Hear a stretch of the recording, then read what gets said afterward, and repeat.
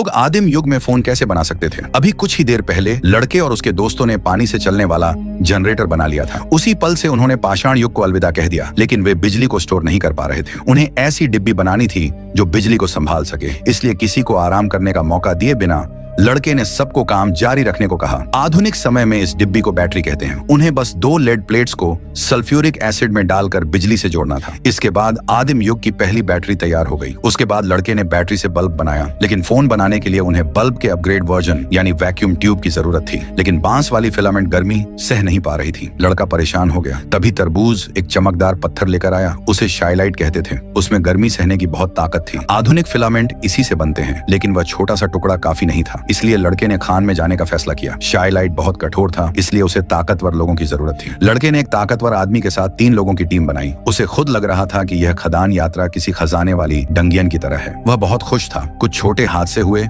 लेकिन वे काफी सारा अयस्क ले आए। गांव लौटकर उन्होंने शाइलाइट से टंगस्टन बनाया, जो फिलामेंट के लिए सबसे मजबूत हीट रेजिस्टेंट मेटल है। अगला काम था वैक्यूम ट्यूब बनाना। इसके लिए उन्हें एक खास कांच का टूल चाहिए था, जिसे शिकमैन पंप कहते हैं। शुरू में बूढ़ा कारीगर कॉन्फिडेंस में था, लेकिन जैसे ही उसने ब्लूप्रिंट देखा वह चौंक गया। इसी बीच लड़का प्लास्टिक बनाने लगा। उसने पेड़ों का रस उबालकर उसे गर्म तांबे पर डाला, जिससे फॉर्मालिन बनी। फिर उसने उसे कोयले की राख और सोडियम हाइड्रोक्साइड में मिलाया। इससे फेनोलिक रेजिन नाम का सिंथेटिक प्लास्टिक बन गया। लड़के ने जादूगर को भी काम दे दिया। उसे मैनुअल देखकर जिंक मैग्नीज बैटरी बनाने को कहा। जादूगर नींद को रोकते हुए मेहनत करने लगा। जैसे ही वह पूरा होने वाला था, लड़के ने बताया कि उसे ऐसी 800 बैटरियां चाहिए। इसी समय लड़का फोन की आवाज और माइक्रोफोन वाले हिस्से बना रहा था। उसने शराब की बोतल की ढक्कन के अंदर से गुलाबी कण निकाले, उन्हें जल चुकी समुद्री घास के साथ गर्म पानी में डाला। ठंडा होने पर वे सोडियम पोटेशियम टार्ट्रेट बन गए। यह ऐसा पदार्थ था जो आवाज को बिजली में बदल देता था। उसने इसे प्लास्टिक के सांचे में रखा और माइक्रोफोन तैयार हो गया। जब सब चीजें जोड़ दी गईं, तब आदिम युग का पहला फोन तैयार हुआ। लड़के ने स्विच ऑन किया। तभी उसे अचानक एक बहुत बड़ी समस्या याद आई। वह समस्या फोन के इस्तेमाल पर असर डालने वाली थी। अभी थोड़ी देर पहले ही लड़के और उसके दोस्तों ने स्टोन एज का पहला मोबाइल फोन बना लिया था। सब लोग एक्साइटमेंट में खड़े थे। तभी लड़के को याद आया कि मोबाइल चलाने के लिए 2 फोन चाहिए। ये सुनकर सब लोग एकदम चुप हो गए। फिर लड़का पूरे गांव के एक छोर से लेकर लैब तक फोन लाइन बिछाने लग गया। उसका दोस्त आगे चल रहा था और बाकी सब पीछे। सबको लगा कि उसका दोस्त अपनी क्रश को प्रपोज करने वाला है, लेकिन उसने उल्टा जोर से चिल्लाया, आई लव साइंस।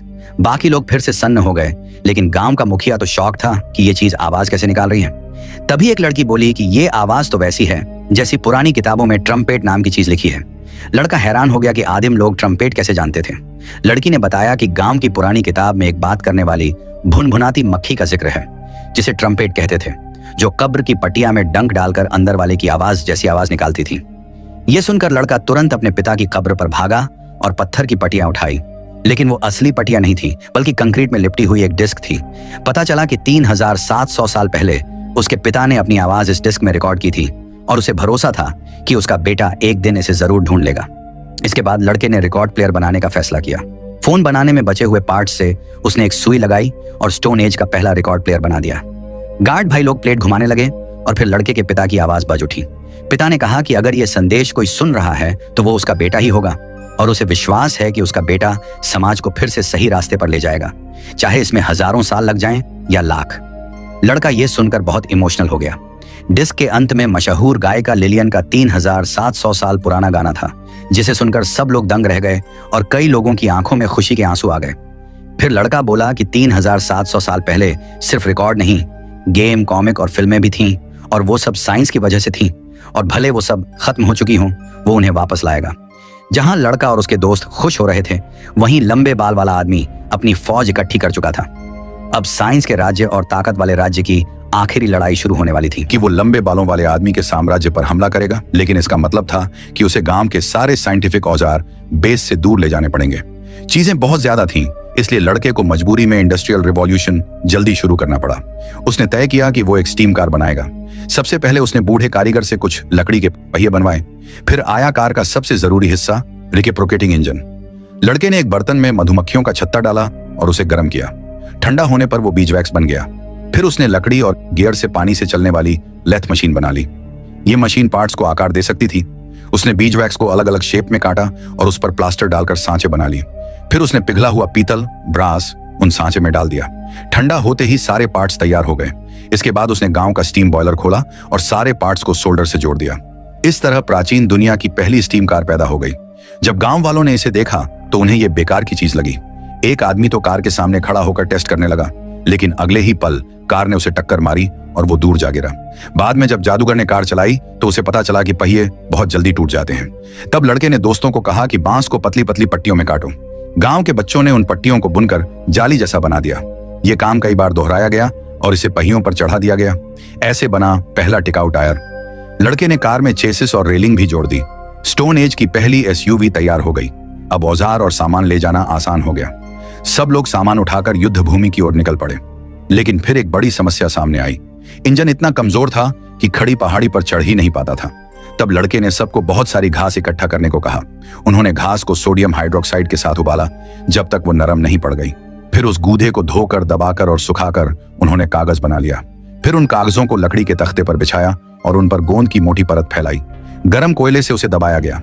इससे एक हल्की लेकिन मजबूत ढाल बन गई, कुछ वैसी ही जैसे आजकल कार्बन फाइबर मोल्डिंग ग्लू से बनते हैं। ये हल्का भी था और बेहद मजबूत भी।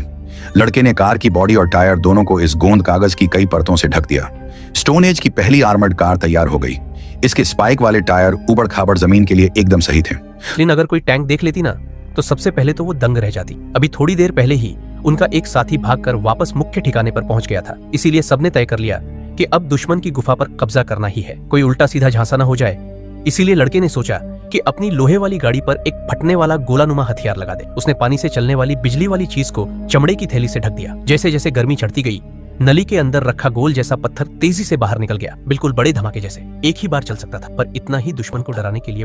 उधर तयू और लड़की एक दुश्मन के आदमी को अपनी तरफ करने की कोशिश कर रहे थे, पर सफेद बालों वाला लड़का उन्हें देख लेता है। वो लंबे बालों वाले आदमी का पक्का चेला था, इसलिए उसका पलटना नामुमकिन लगता था। पर सब हैरान रह गए जब पता चला कि वो खुद ही विज्ञान वाले लोगों के साथ जुड़ना चाहता है। उसे उस लंबे बालों वाले आदमी से चिढ़ थी, क्योंकि वो बिना सोचे समझे मूर्तियां तोड़ देता था। 3700 साल पहले वो लड़का सीधा साधा और दिल का साफ इंसान था। जब उसने लड़की को छुपकर एक टूटी मूर्ति ठीक करते देखा था, तब से ही उसने मन में ठान लिया था कि वो अब उस आदमी के साथ नहीं रहेगा। उसी रात बैटरी भी वही चुपके से ले आया था। उसने लड़के से हाथ जोड़कर कहा कि इस लड़ाई में बेकार का खून खराबा बंद करो। लड़के ने बिना देर किए हामी भर दी। जैसे ही दुश्मन की नजर हट गई, तायू और लड़की वापस आ गए। अब विज्ञान वाले सारे लोग एकजुट होकर गुफा की तरफ बढ़ पड़े। उसी वक्त लंबा बाल वाला आदमी बात करने वाला यंत्र ढूंढ लेता है, पर अब देर हो चुकी थी। एक बड़ा धमाका गुफा में फूट गया। लड़का दिलेरी से टैंक चला रहा था। दुश्मन के हथियार तईगू की ढाल को चीर नहीं पा रहे थे, पर चलाते वक्त एक गलती हो गई और टैंक दुश्मन के लगाए जाल में फंस गया। दुश्मन को लगा अब तो हाथ आ गए। तभी किसी ने तांबे की पट्टी निकालकर तेज ध्वनि वाले झटके छोड़। उस आवाज ने दुश्मन को हिला दिया और गुफा विज्ञान वालों के हाथ में आ गई। लड़का जैसे ही गंधक और कोयला उठाकर धमाका बनाने लगा, सफेद बालों वाला लड़का जोर से चिल्लाया, भागो! पर वो बोल ही रहा था कि एक भाला उसके आर पार हो गया और धमाका करने वाला सामान बिखर गया। लंबे बालों वाला आदमी अपने लोगों का झुंड लेकर वापस लौट आया था और सबको घेर लिया था। हालात एकदम पलट गए।